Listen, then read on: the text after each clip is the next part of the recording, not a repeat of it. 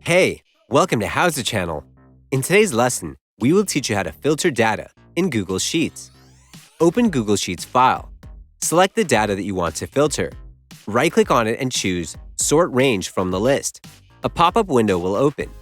Check Option Data has header row if needed. Go to Sort By. Click on it and choose the value from the list. Check if you want to sort it in ascending or descending order. Click on Sort.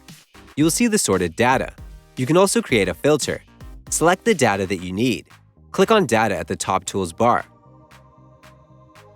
Choose Create a filter from the list. Deselect the data.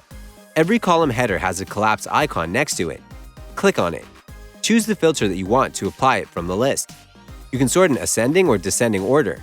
Sort by color, filter by color, condition, or values. If your data has colored cells, you can filter by color. Click on the collapse icon at the column header. Choose Sort by color from the list. Go to Fill Color if you want to sort by fill color. Go to Text Color if you want to sort by color of the text. That's it.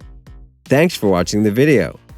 Please like it and let us know if you used any of our tips and tricks. Subscribe to our channel. We upload new tutorials every day. See ya!